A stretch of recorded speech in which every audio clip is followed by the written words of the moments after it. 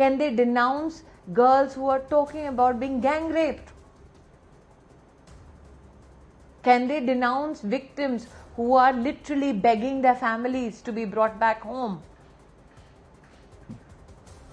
So every time a politician stands...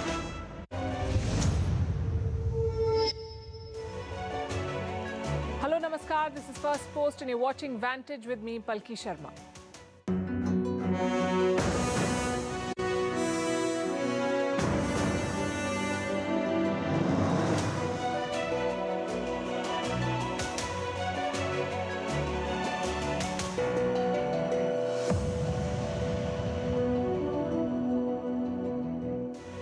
It's been a dramatic day in Pakistan. Imran Khan has finally been arrested and he saw it coming, even recorded video statements saying he'll be arrested. His party is crying foul. His supporters are protesting.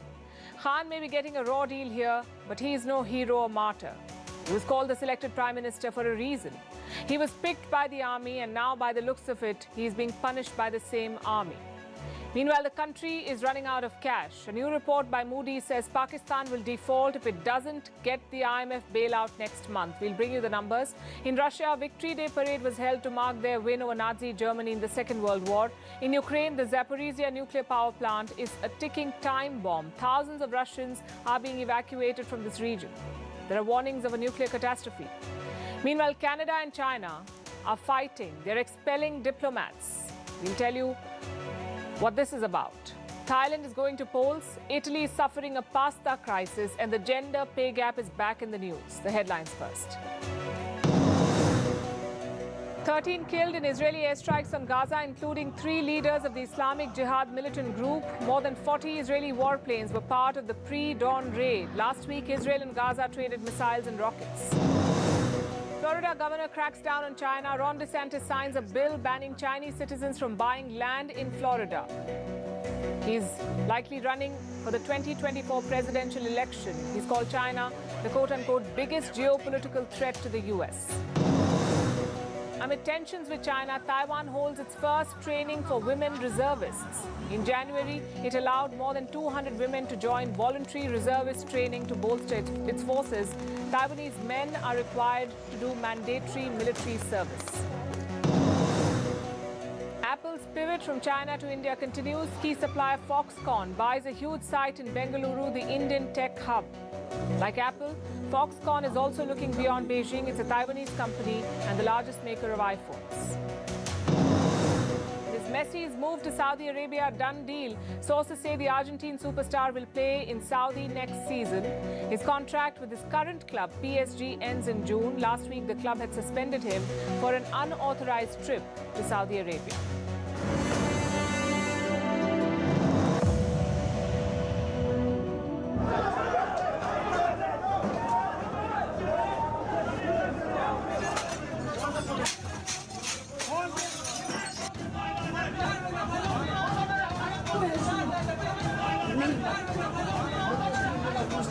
सारे शीशे तोड़े हैं, सब पे हमला किया है। अपनी हकीकी आजादी के लिए सबको निकलना पड़ेगा।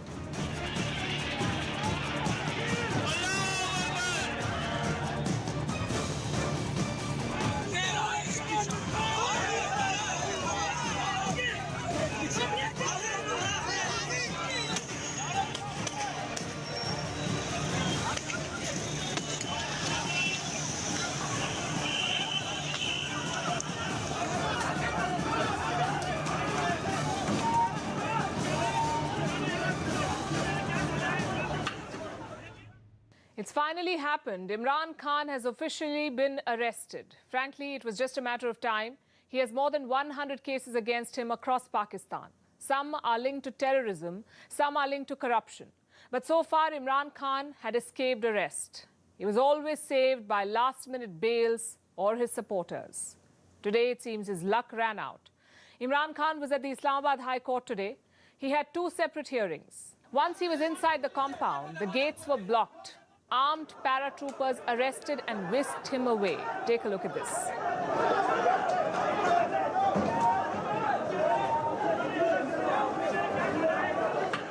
So which one of these 100-plus cases got to him?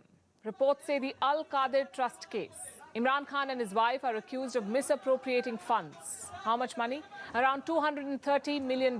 They're also accused of grabbing land meant for the Al-Qadir University. You get the basic idea. Of course, with Imran Khan, there is extra drama.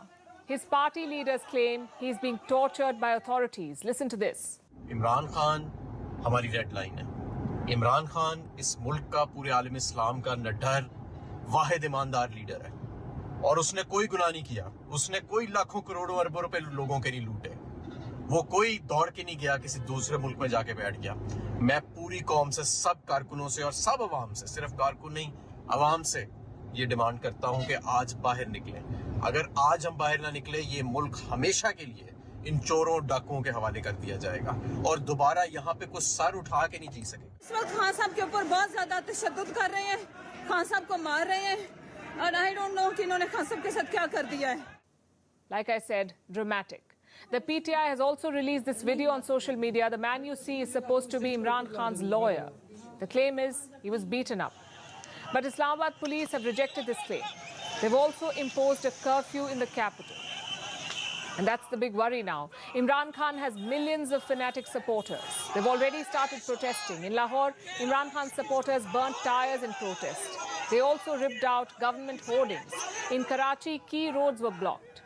If there's a showdown on the streets, things could get ugly.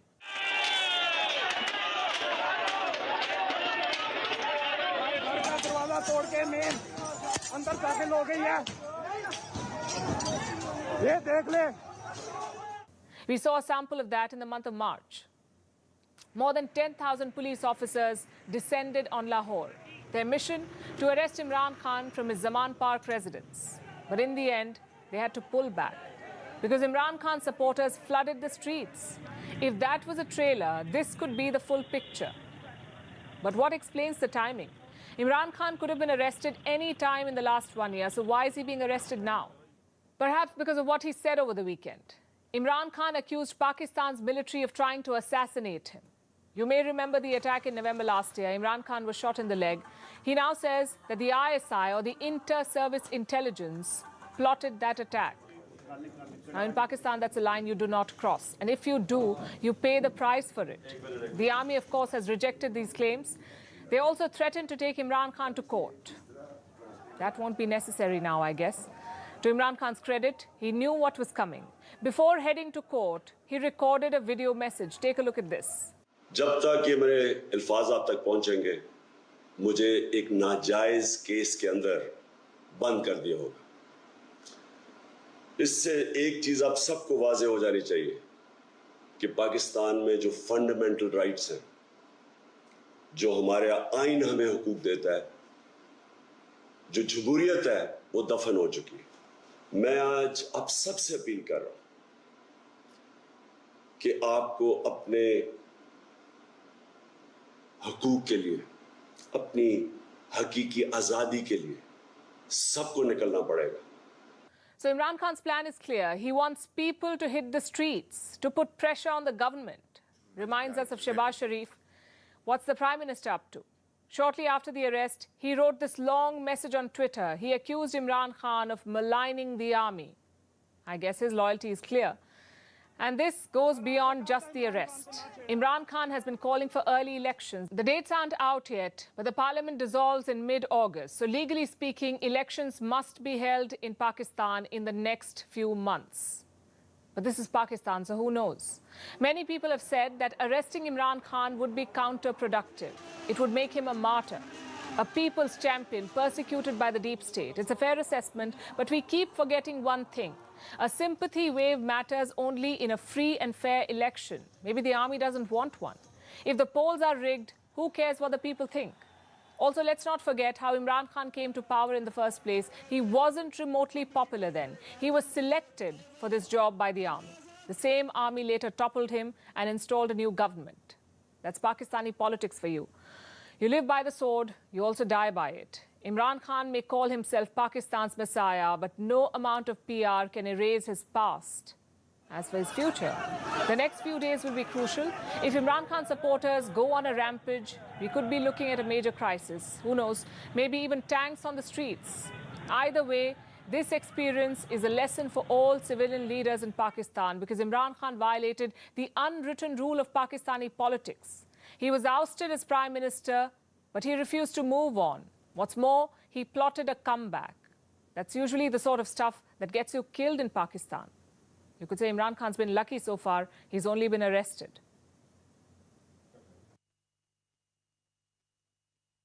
Imran Khan is just one problem. An even bigger one is lurking around the corner. Pakistan could soon run out of cash. Ratings agency Moody's has sounded an alarm. They say Pakistan could soon default, meaning they won't have enough money to repay their loans. Listen to what Moody's is saying. Pakistan's financing options beyond June are highly uncertain. Without an IMF program, Pakistan could default given its very weak reserves. How weak? Pakistan has a $4.5 billion in reserves, just enough to cover 1 month of imports. So the IMF bailout is a make or break deal for Pakistan. If they get the money, they can delay the crisis. If not, they could default. What happens then? A default can send ripples across the economy. Around 147 countries have defaulted since the year 1960. All of them face the same challenges: higher interest, higher inflation, and higher unemployment. Though in Pakistan's case, I'm not so sure. Their inflation is already at 36.4%. It's higher than Sri Lanka, which also defaulted last year. So the IMF bailout is not an option anymore, it's a necessity. And what's the holdup? Well, Pakistan and IMF signed a bailout deal in 2019. They agreed to an amount of $6 billion. It was expanded to $7 billion in 2020. Some of that loan is supposed to be disbursed this year. Just one problem, though. Pakistan and the IMF cannot agree on loan terms. IMF officials visited Islamabad in January for a review meet. Pakistan said an agreement was reached, but the IMF rejected this. They've imposed another condition on Pakistan. The IMF wants assurances from friendly countries like China, Qatar, and the UAE. They want these countries to fill Pakistan's financing gap, but nobody is agreeing to. And this has left Pakistan high and dry. The question is, what options do they have now? One is to turn around the economy in 1 month, which is highly unlikely, so let's ignore that. The second option is to fulfill the IMF's conditions, plead with Qatar or Saudi Arabia and get the assurances. The third option is to look elsewhere. And some reports say China could bail Pakistan out. Mathematically, it does make sense. Pakistan's total external debt is $126 billion. Out of this, $30 billion is held by China alone. It is by far the biggest lender to Pakistan, even more than the World Bank and the Asia Development Bank put together. So China coming to the rescue of Pakistan is a real possibility, but at what cost? We're not talking about a normal loan here. We're talking about a fire sale, a bailout. China is not running some charity organization. It's likely to extract major concessions from Pakistan. But even that is short term. It doesn't address the root cause of Pakistan's problem, a broken system. The civilian leadership is toothless. The military leadership is obsessed with India. And the opposition is on the streets. So who's working on nation building? Turns out, no one. Pakistan is a nuclear-armed country on autopilot, that too without a radar.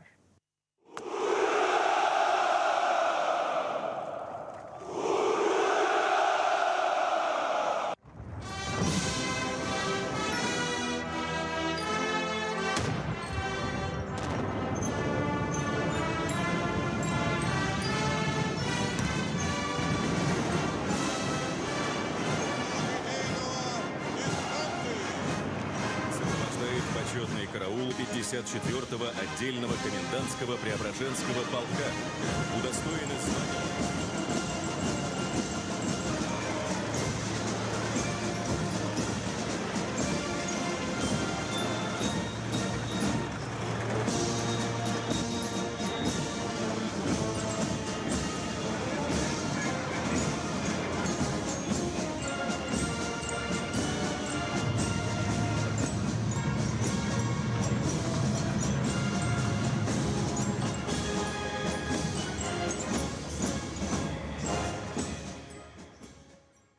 Russia is celebrating Victory Day today. Compared to previous years, though, this year's parade was a scaled-down affair. Apparently, the Russians did not have enough weapons on display.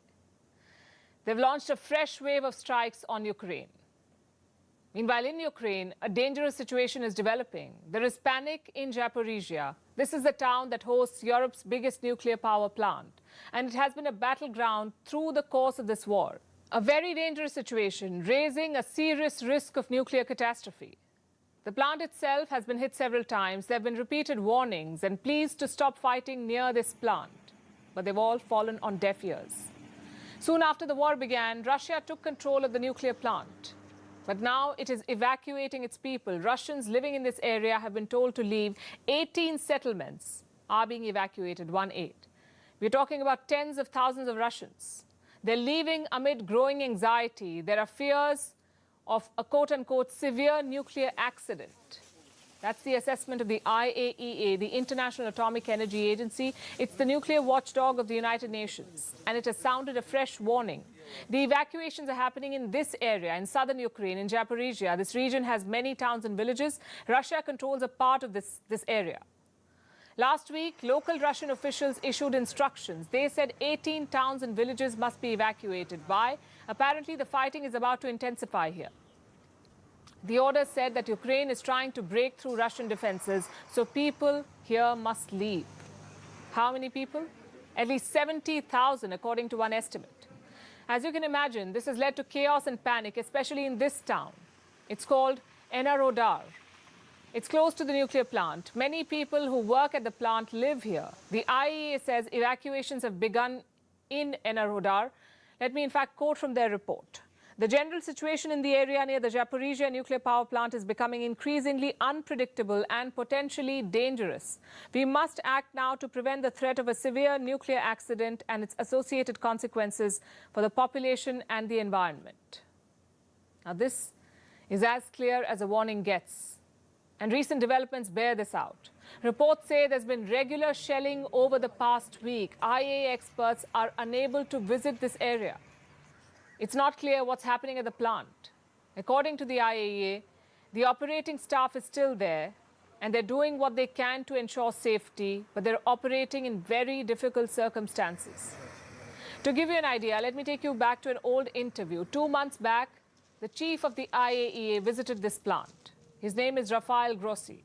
He said he had to cross a minefield to get to the plant. And remember, this is a nuclear power plant, and there are mines around it. Listen to what he said. I was able to make an assessment of the damage that the plant sustained, especially on the attacks and the shelling on November 20th, which was quite severe. So that was, for me, quite important to have a look at that. These affected 2 reactors. So there is, wittingly or unwittingly, reactors were hit, or the buildings of the reactors were hit or in the vicinity. So this is very serious. This is very serious. And what is the situation at the plant? Reports say the reactors are not producing electricity, but they're still loaded with nuclear material. The plant's power lines are damaged. It is running on diesel generators. This keeps the cooling systems online. And you don't have to be a nuclear scientist to know that this is a very dangerous situation to be in. The latest reports say gas stations in the area are running dry. Grocery stores have empty shelves and ATMs are out of cash. And that's not all. The Ukrainian army is conducting radiation drills. Basically, they're preparing for a nuclear disaster. As we are amid a full-scale invasion, the risk of a chemical or nuclear attack by the enemy is always there. That's why we are trained to detect toxic substances and radiation levels. We have received up-to-date equipment that is much better than our previous devices. Neither Russia nor Ukraine can afford to ignore this. If disaster strikes, both sides will be responsible, and both sides will suffer losses. Incidentally, Russia is celebrating Victory Day today to mark their victory over Nazi Germany in the Second World War. A march was held on Russia's Red Square. Nuclear weapons were on display. President Vladimir Putin gave a speech. He used the occasion to defend the war. We are proud of the participants in the special military operation, of all those who are fighting on the front line, who provide support under fire, who rescue the wounded. There is nothing more important now than your own combat effort. The security of the country rests on you today. The future of our statehood and our people depend on you. You are fulfilling your military duty with honor. You are fighting for Russia. Meanwhile, Ukraine is getting more military aid, equipment worth $1.2 billion from the US. The package will include air defense systems, ammunition, and funds for training. Reports say Ukraine is preparing for a counter-offensive. It could be launched soon, but if the situation in Zaporizhzhia worsens, Ukraine might be forced to deal with a different crisis altogether, a nuclear catastrophe. From evacuations, we turn to expulsions. There's a major diplomatic crisis unfolding between China and Canada. It's been brewing for a while, but now the gloves are off. Canada fired the first shot on Monday. They expelled a Chinese diplomat based in Toronto. This man, Zhao Wei. 24 hours later, China responded. They've decided to expel a Canadian diplomat in Shanghai. She's been asked to leave China by the 13th of May. But what exactly led to this spiraling crisis? To answer that question, you must go back to the year 2021. That's when Canada's intelligence agencies prepared a report on Chinese influence in Canada. This report talked about one leader in particular, Michael Chong, an opposition MP. He belongs to the Conservative Party. He was apparently targeted by China. Why? Because Chong criticized China's Uyghur crackdown. He also sponsored a motion declaring it a genocide. And what did Beijing do? They put Zhao Wei on the job, the same diplomat who was expelled on Monday. Zhao was tasked with finding information about this lawmaker's family in China. You can guess why. To intimidate them, to make an example out of Michael Chong, sort of like a gang war tactic. Now, this report was prepared in 2021, but last week, Canadian media accessed it. They asked why no action had been taken, why Justin Trudeau's government did not confront China. The government came under pressure, which brings us to present day. Trudeau has finally escalated the matter. He expelled the Chinese diplomat. Beijing responded in kind. Plus, they're threatening Canada with consequences. China is unwavering in its determination to safeguard its own interests. We urge the Canadian side to immediately stop unreasonable provocations. If Canada does not listen to the advice and acts recklessly, China will fight back resolutely and forcefully, and the Canadian side must bear all the consequences arising from this. Now, this is not some isolated controversy. It's part of a larger game, a game to influence Canada's elections. I'm not saying this. Justin Trudeau is. He has admitted that China tried to meddle in Canada's elections, once in 2019, then again in 2021. So what exactly is Beijing's strategy here? The answer lies with Michael Chong. Why do you think China targeted him? The Uyghur motion was one reason, but he wasn't the only MP who supported it. There were others too. Yet China chose to target him. Why? Because Michael Chong has Chinese ancestry. He probably has family in China. And that makes him a prime candidate for China's mind games. Credit to him, he hasn't wavered. You see, Canada is home to a large Chinese origin community, around 1.8 million people. They make up around 5% of Canada's population. And China is hoping to weaponize that, to turn those people against Canada. Again, I'm not the one saying this. Chinese Canadian leaders are. Listen in to the chair of the Toronto Association for Democracy in China.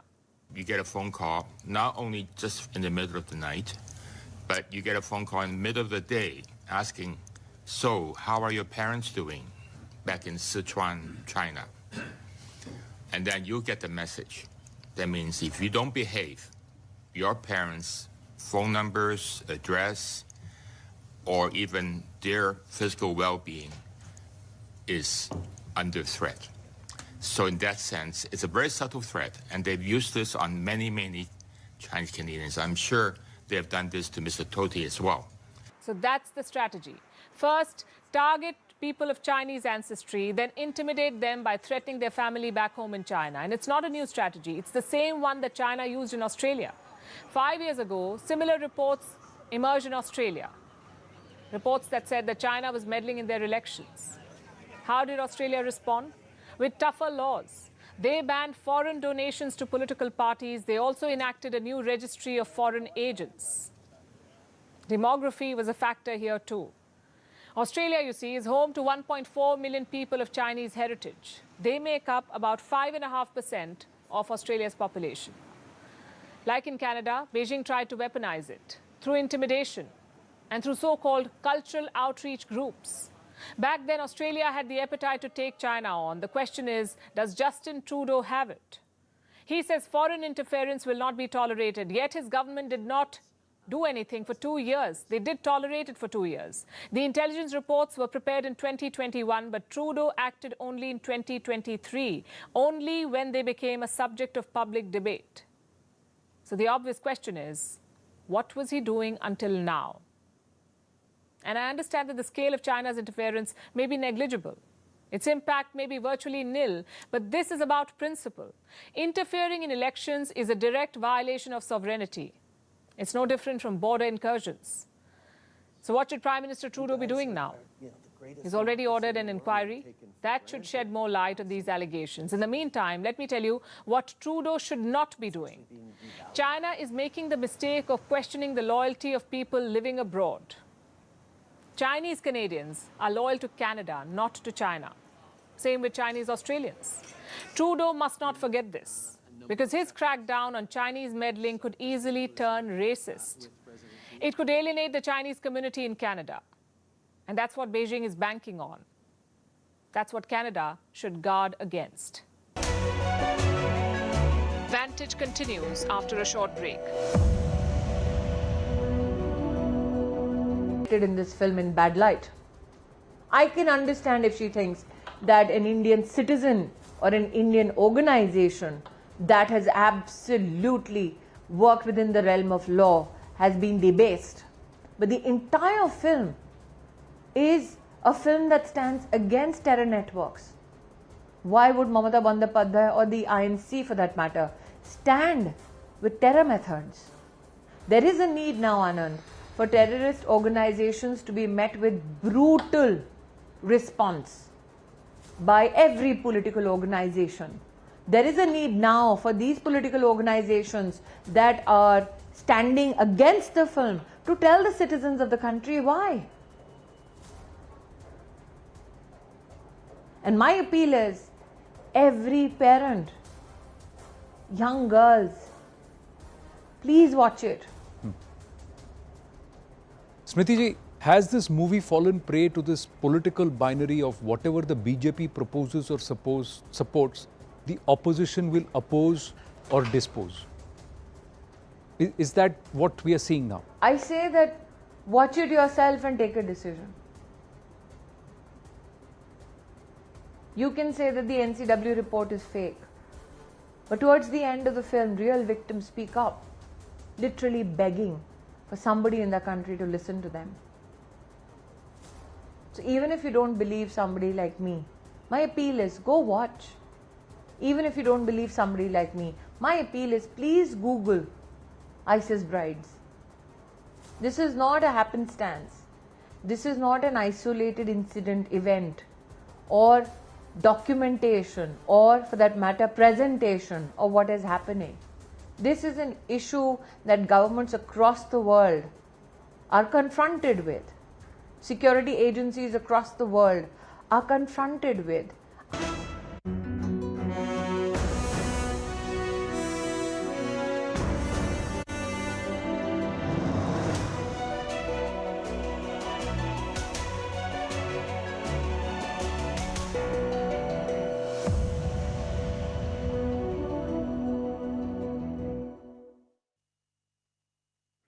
Canada's neighbor, the US, is in trouble. The government is about to run out of money. Team Biden is warning about a constitutional crisis. The US could potentially default on its debts.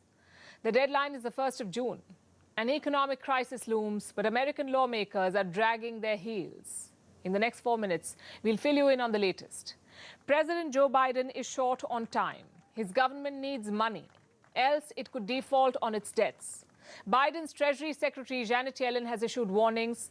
Treasury Secretary is the finance minister of the US, and Yellen says the stability of the American economy is at risk.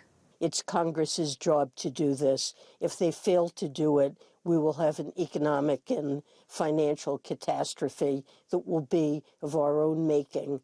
And there is no action that President Biden and the U.S. Treasury can take to prevent that catastrophe. A catastrophe, she says. And this is not really a new problem in the US. This has to do with their debt ceiling. It's one of the most divisive issues in American politics. Washington has had this problem for years now, and it's not been able to find a permanent solution. Let me explain. Every government needs money. They need money to run schemes, to pay bills, to pay salaries, and all kinds of expenses. Where do they get this money? They take a loan. They raise a debt. All governments do it. But in America, they set a limit to this. It's called the debt ceiling. It's a limit on how much money the government can borrow. Do you know what's the current limit? $31.4 trillion. So the Biden government cannot borrow beyond this sum. Now, $31.4 trillion may seem like a lot of money, but for the US government, it's not enough. They're about to hit this limit very soon, meaning the government's borrowing is set to touch $31.4 trillion very soon. They won't be able to borrow beyond this. So how will they run the country? That is the crisis at hand. It's a bit like having a credit card. Say you have a card. You can use it whenever you want to buy whatever you want. But the card has a limit. Beyond that figure, you cannot spend. That is your credit limit. Now, what happens if you want to spend more than this? You go to the bank and you ask the bank for a higher credit limit. That's how it works. Now, think of the Biden administration with a similar credit card. They're about to touch their limit. For them, the bank is the US Congress, and the bankers are the Republicans, the opposition party. If Biden wants to borrow more cash, he will have to convince the Republicans. They must agree to raising the credit limit, or the debt ceiling as they call it. And that is the biggest stumbling block. If you know US politics, you would know that Democrats and Republicans oppose each other on most issues, and this is one of them. So Republicans are not ready to raise the debt ceiling, and Biden is furious. He says they're forcing the US into a default. Our MAGA Republicans in Congress are threatening to undo all this progress by letting us, quote, default on the debt unless we agree to their demands. They're trying to hold the debt hostage to us to agree to some draconian cuts, magnificently difficult. We're not a deadbeat nation. We pay our bills. Now, why won't the Republicans allow Biden to top up the government's credit card? Because they sense an opportunity here. They want to score political points, and they want to make Democrats pay. So they're pushing hard on budget cuts. They want Joe Biden to make sacrifices. Last month, Republicans demanded a meeting with the president. He's putting the American economy in jeopardy by his lack of action. Now he should sit down and negotiate. Well, they've got their wish. Biden is meeting them today. The goal is to break the deadlock. But the president also laid down some rules before the meeting. There shouldn't be negotiations on the debt limit. This is something that they should get to regular order and get to work on. We should not have House Republicans manufacturing a crisis on something that has been done 78 times since 1960. This is their constitutional duty. Congress must act. That's what the president's going to make very clear with the leaders tomorrow. So Biden wants more debt without any strings attached. Well, that's not sitting well with his political rivals. They say the government cannot engage in uninterrupted borrowing. There has to be a limit. As it is, the US government has the biggest debt pile in the world. It's about to cross $31 trillion. Republicans say Biden should bring this debt under control. They're pushing for budget cuts. What happens if they fail to break the deadlock? What happens if the debt ceiling is not raised? Well, the US government could shut down, and the US economy could suffer a blow. The Treasury Secretary says the country could be pushed towards a crisis. There is no way to protect our financial system and our economy other than Congress doing its job and raising the debt ceiling and enabling us to pay our bills. And we should not get to the point where we need to consider whether the president can go on issuing debt. This would be a constitutional crisis. The clock is ticking for President Biden. Will he push the Republicans for a deal, or will he settle for a compromise? We'll have to wait and see. Meanwhile, back in China, a new crackdown is underway, an anti-spy crackdown. The victims are consultancy firms, foreign consultancy firms. The latest one is Capvision Partners. It's headquartered in Shanghai. Its offices across China are being raided. Last month, it was US giant Bain & Company. The month before, it was America's Mintz Group. But why are these firms being targeted? Because China says they violated national security, and so the state is coming down hard, both on the companies and the people working with them. Reports say things will get worse in the next 2 months. That's when China's updated anti-espionage law will come into force. Here's a report.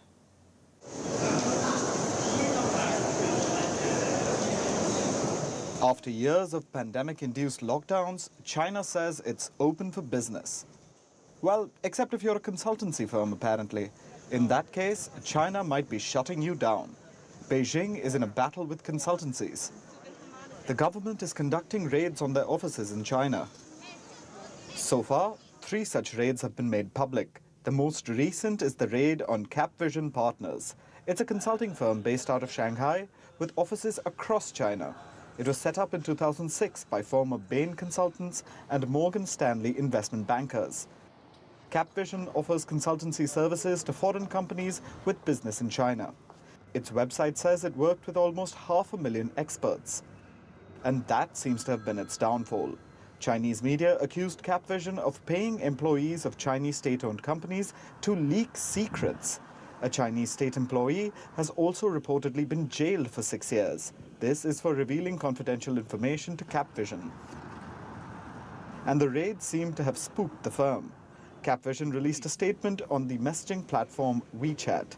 It said it would resolutely fulfill national security responsibility and take the lead in regulating the consulting industry. It sounds like there are more raids on the way. And more consultancies will face Beijing's wrath. The Capvision raid was already the 3rd one this year that we know of. The first victim was the US-based Mintz Group. The company provides a range of services, like corporate due diligence checks, corruption investigations, background checks, and asset tracing. The group's Beijing office was raided on the 20th of March. The office was shut down and 5 of its Chinese employees were detained. Reports say its workers were held outside Beijing and were uncontactable. The Mintz Group also says it did not receive any legal notice regarding the case. Then, last month, Bain & Company came under fire. 5 employees from Bain's Shanghai office were questioned by the police. China, of course, tried to downplay the crackdown. What I want to tell everyone is that China's national security agencies and relevant departments have recently carried out open law enforcement actions against the relevant company in accordance with the law. This aims to promote healthy development of the industry and safeguard national security and development interests. He says it's done in accordance with the law. That doesn't really inspire confidence when the law is easy to misuse. Take, for example, China's updated espionage law. It's due to come into force on the 1st of July. The law expands the search and seizure powers of Chinese authorities. It allows the implementation of entry and exit bans on individuals. We spoke about Chinese exit bans last week. This is another law that enables them. And the law also expands China's reach. Now, instead of investigating just state secrets, the police can look at any documents, data, materials, or items related to national security. And what does national security mean here? That's up to Chinese authorities to decide. So basically, Beijing can crack down on anyone it wants to. All of this comes amid China's attempts to bring international businesses back after the years of lockdown. You'd think China would want to present a welcoming climate for commerce. Instead, it's reminding companies that they will have to toe Beijing's line, no matter how unreasonable. It begs the question, how long before companies decide they've had enough of China's draconian antics?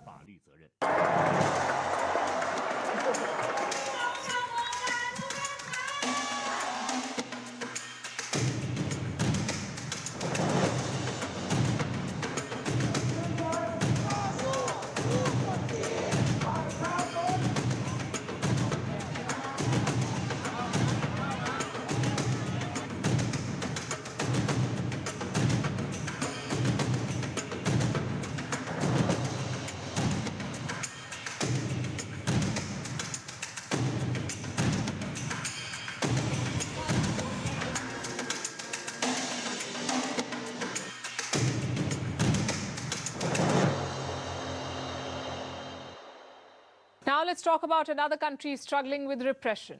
This one, however, might just escape its oppressors. We're talking about Thailand. It goes to polls on Sunday, and its leader, former general turned Prime Minister Prayut Chan-o-cha, might be on his way out. Chan-o-cha led a coup in 2014, and he's been in charge since. Reports say his rule has been unpopular, but that's no guarantee of his ouster on Sunday, because Prayut Chan-o-cha has two important allies, Thailand's military and the monarchy. The military in particular has been accused of having rigged the election in his favor. You see, Thailand has election rules that make it extremely difficult to form a civilian government. And even if by some stroke of luck, civilian rule does return, there's always the risk of another coup. Here's a report.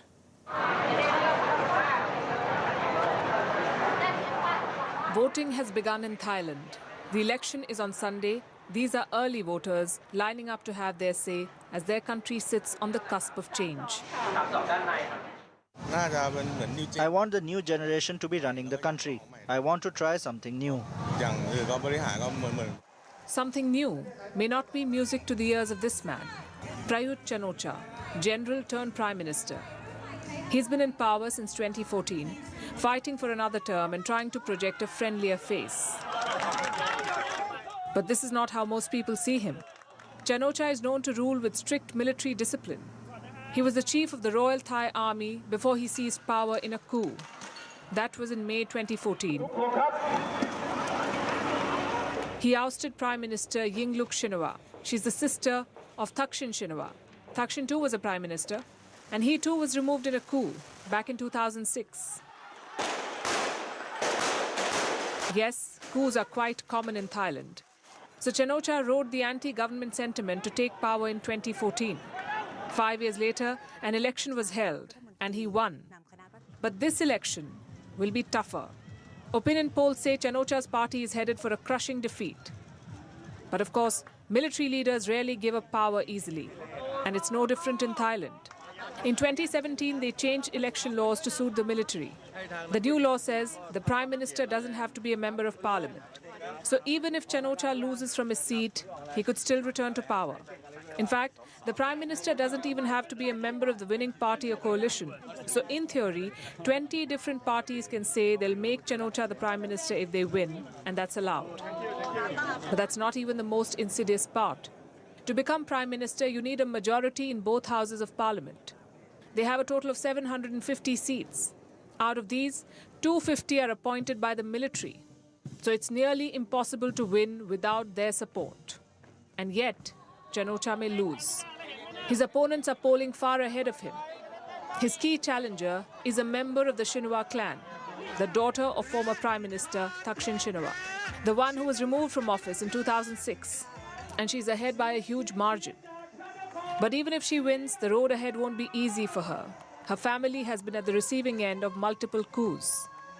I'm not the one who invented the coup d'etat or anything, but actually, I have a very high hope that it's not going to happen again. And I believe that it's going to be harder, a lot harder, that the coup will happen again. Quite optimistic. For the sake of democracy, let's hope she's right.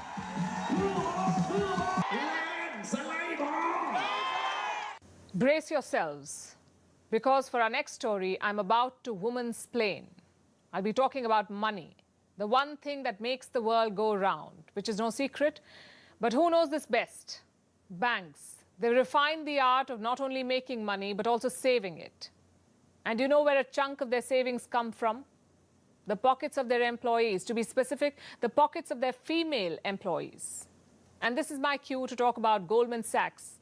It's a leading global investment bank based in the American city of New York. It knows exactly how to make money, but paying it is another matter altogether. Goldman Sachs has a massive gender pay gap. What is that? It's the difference between the money earned by women and men. That's a pay gap. It shows inequality between the genders. And it is jarring across the world. I'll talk more about it later. For now, let's focus on Goldman Sachs. What do you think its pay gap is? Take a wild guess. 20%, 25%, 30%. The answer is 53.2%. Simply put, men at Goldman Sachs make more than double of what the women make. 53.2%. For the same work, may I remind you, Imagine if you earn less than half the money your peers do, despite doing the same work and having the same educational background, despite bringing the same value to the company. Would you be okay with it? Probably not. None of us would. And that applies to the female employees of Goldman Sachs too. They first sued the bank over pay gap in the year 2010. Then, over the years, more cases piled up. We're talking about almost 2,800 such cases. 2,800 women spoke up against the bank, and finally they won. The lawsuit has been settled. Goldman Sachs has been ordered to shell out $215 million, which is a lot of money and good news. But a trial, we say, would have been better. The bank practically raced to settle this before the trial could begin. And we say a trial would have been better because it would have been a rare public forum, a testimony of unfair treatment of women workers. Because this problem is not limited to this bank or to the banking sector. It's a problem that exists across industries, across countries. It's a vastly accepted daylight robbery. Worldwide, women make only 77 cents to every dollar earned by men, which means a woman works full-time for a salary that is only 77% of a man's salary. In other words, women end up working for free for more than 10 weeks every year. It sounds a bit unhinged, right? Yet the world over, we seem to be okay with it. Gender gap exists across countries. No country has been able to close it yet, but some are faring better than others. Iceland and Finland top the list. They have closed at least 85% of their gap. Which countries are doing the worst? Syria, Pakistan, Iraq, Yemen and Afghanistan. In fact, you can remove Afghanistan because women aren't allowed to work there anymore, so there's no question of pay. What about India? India ranks at 140 out of 156 countries, which is not a great place to be. Now, the pay gap is bad enough. Do you know what's worse? Attempts to justify it or to say progress has been made. I'll tell you how much progress has been made. In 1996, women were earning 75 cents to the white man's $1. Today, they make 77 cents. If 2 cents in over 2 decades is your idea of progress, then well, congratulations. The thing is, you can work hard, but you cannot outperform inequality. No matter how you slice the data, you will see that a pay gap exists. It is not a myth, and it won't go away until you fight it. The sky is blue, the grass is green, and Italians love their pasta. All three statements are completely true. Our last story tonight is about the last one. In Italy, pasta is a cultural phenomenon, an art form, a love affair.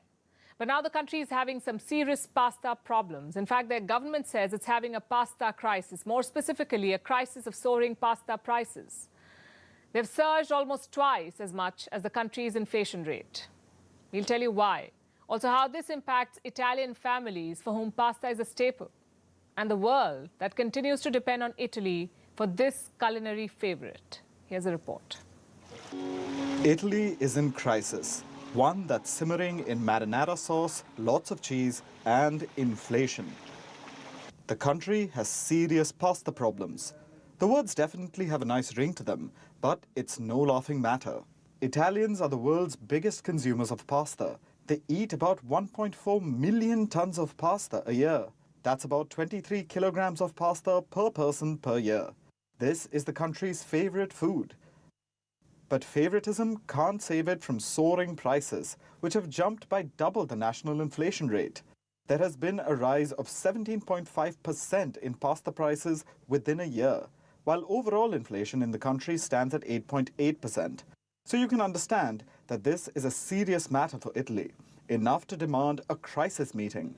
The country's industry minister, Adolfo Urso, has called for one. It'll be held on May 11th. The talks aim to look for solutions and monitor these unusual price movements. And we say about time, because pasta has been facing price pressures for the past few years now.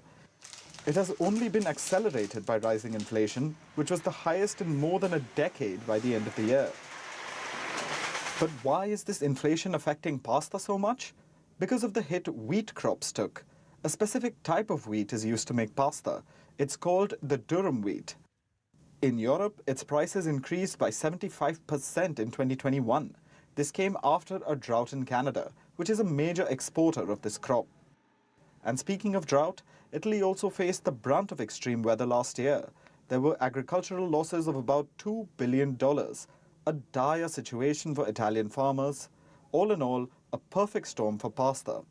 And it's affecting not just Italy, but the rest of the world too.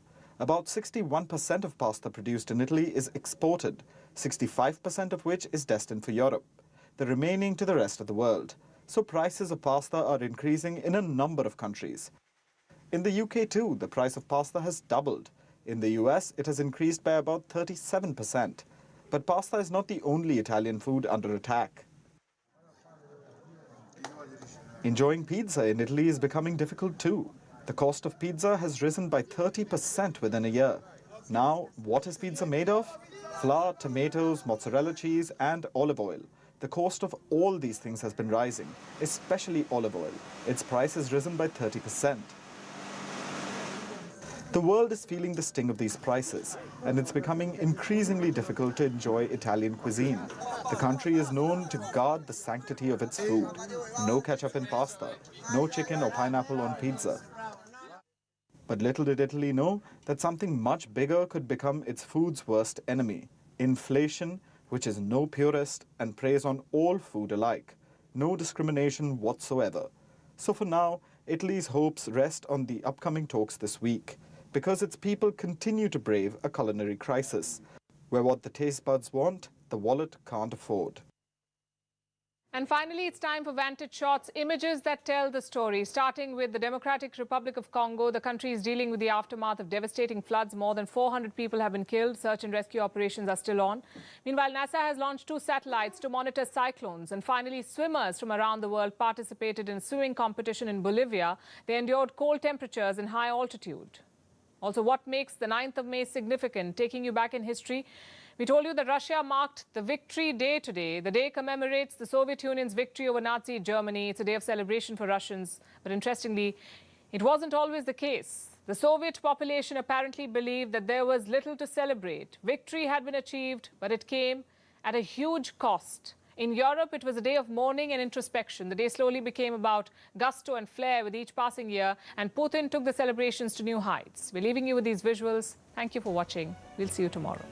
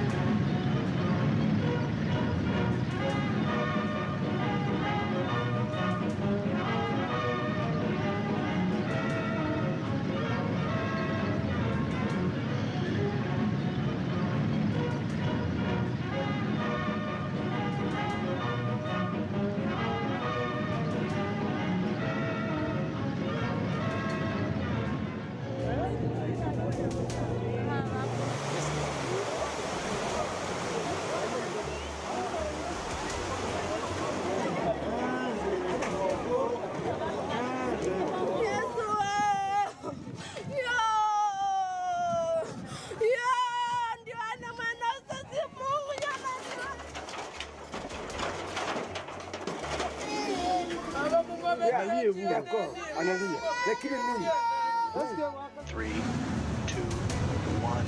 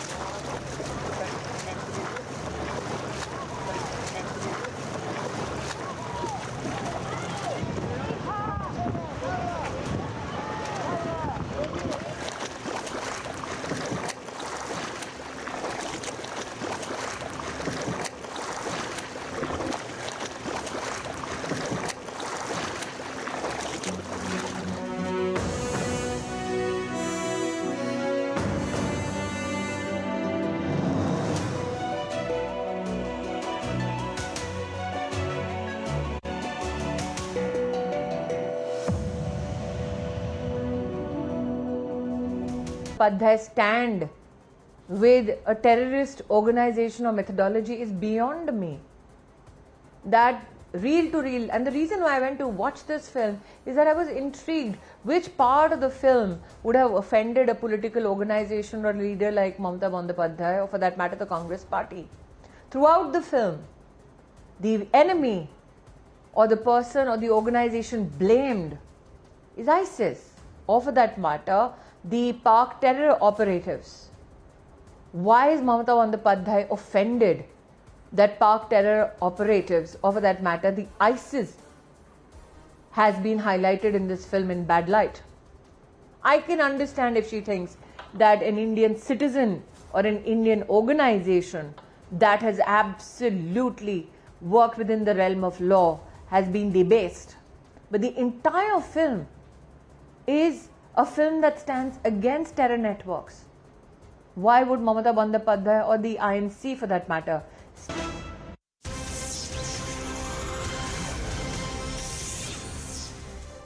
Hello and welcome to CNN News 18 with me Ayushman Singh Jamwal. Our top story comes in from Pakistan, ladies and gentlemen. Chaos grips the nation after the arrest of former Prime Minister Imran Khan. He was arrested by the Pakistan Rangers in connection to a corruption case. The forces literally broke down windows of the Islamabad High Court to get custody of Imran Khan. He is expected to be presented before the National Accountability Bureau court tomorrow. The PTI chief faces over 120 cases in different courts. His party, the PTI, has accused the government of plotting to murder him ahead of the October elections, calling the charges baseless and motivated. Violent protests continue across major cities in Pakistan, with Imran Khan's supporters targeting security forces. A mob stormed the army headquarters in Rawalpindi and targeted an Air Force base in Mian Wali. A corps commander's home was torched in Lahore and a Radio Pakistan building was set ablaze in Karachi as the PTI demands Imran Khan's immediate release. That is former Pakistan Prime Minister Imran Khan, surrounded and dragged by rangers who arrested him outside the Islamabad High Court and took him into custody in a corruption case. Khan had appeared in court to renew his bail. While he was getting his biometrics done, rangers barged in and made the arrest on the request of the National Accountability Bureau. Before appearing in court, Imran Khan had released a video message alleging that there was a plot to assassinate him. मुझे कोई झूठ बोलने की जरूरत नहीं है। इस आदमी ने 2 दफा मुझे कत्ल करने की कोशिश की और जब भी इन्वेस्टिगेशन होगी मैं ये साबित करूंगा कि ये वो आदमी था और इसके साथ एक पूरा टोला है। Minutes after Imran Khan's arrest, his party, Pakistan Tehreek-e-Insaf, alleged that their leader had been abducted from the court premises